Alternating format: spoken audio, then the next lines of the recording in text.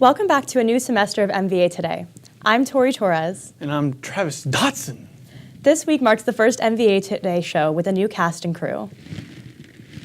While the program might have a familiar feel to last semester's show, our new team is eager to dive into the new semester and make it our own. To that point, we will be developing new segments as well as bringing a new perspective, and we hope that you will enjoy MVA Today as much as you did last semester. Thanks for watching. Coming up this weekend is our 10th annual Montverde Academy Invitational Basketball Tournament, in which our school hosts top high school teams from all over the nation. For more on this story, we spoke with Mr. Hotman about the MATE. Roll the footage, control room. I'm here with Mr. Hotman, director of the MATE tournament. Exactly how many teams are participating in the MATE this year? We have 8 different teams that are going to be playing in the MATE, just like previous years. Where do all the teams come from? Well, we have a team from California, a team from Georgia, Oldsmar Christian, Shiloh's from Georgia, Orlando Christian Prep, Edgewater is local, La Lumiere, and St. Francis, I think is all of them. Which teams is the Montverde team going to be playing against? Our first night matchup is against Edgewater High School. So depending on how the rest of the teams play out, I don't know yet who we're going to play the second night. How many years has Montverde been participating in MATE? This is our 10th annual tournament. So this will be year number 10 in our new building, so we're very excited to do that. What is MATE usually like, and why do the students always look forward to it? Well, the MATE is the very exciting part of the school year. It's during the winter time when students are kind of a little dreary. The weather is dreary. So the MATE is a chance to liven up the entire school community. And we're very fortunate that our students get very excited about the MATE. We have a great participation, and we're really looking forward to it being a great part of the student life here at the Academy. Do you think that this year it would be better in the new gym? Without a doubt, it's going to be better. Now, we do have to ask the students to probably be a little bit louder than normal if that's possible, because we're in a bigger facility and we want to make as much noise as possible. So we're going to have some student sections where we want the students to be standing behind the hoops and also behind our team. And we want to just make it as crazy and as loud as we can possibly do it. And if the referees tell us that we have to quiet down, then we're doing our job as students. Thank you, Mr. Hotman. I'm Casey Lala with MVA Today. Thanks, Mr. Hotman. Just as a recap, the games are taking place tomorrow, Friday, and Saturday. Tune in on Montverde TV or come out and support the Eagles as they try to round out the season at number 1. Mr. Connolly in the Fine Arts Department would like to invite you to take part in Montverde Academy's first ever Fine Arts Contest.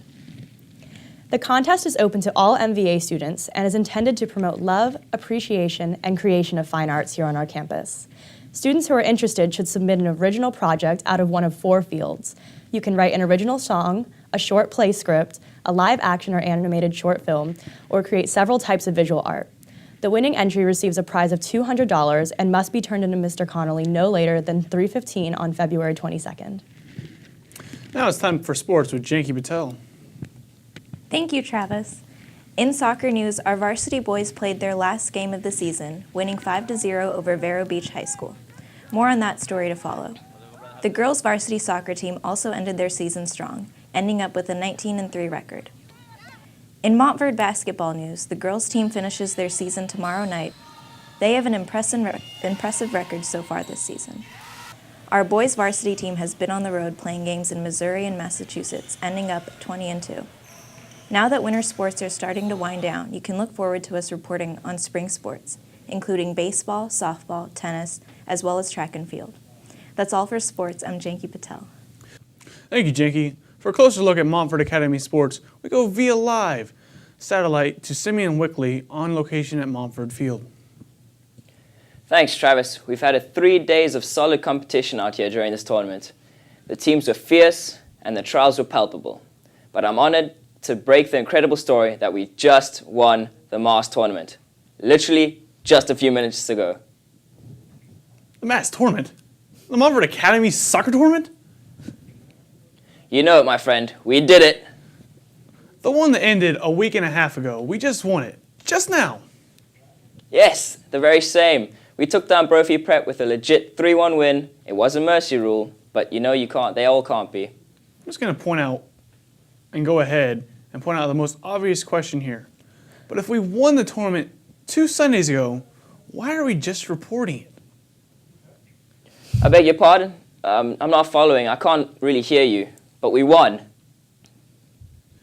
That's just one question. Secondly, I'd like to know why it's daylight behind you when we won the tournament at a night and it ended with a spectacular firework display.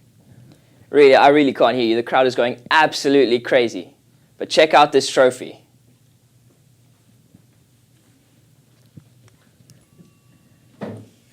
Just think happy thoughts that we'll win the national championship. This is Simeon Wickley, reporting from the actual mast, signing off. Thank you, Simeon. I'm not really sure what just happened right there. But anyway, that about wraps it up for this week's MVA Today. From myself and the rest of the students in the TV studio production course in the Stevens Media Arts Building, I'm Tori Torres. And I'm Travis Dodson. Thanks for watching, and as always, stay classy, Eagles.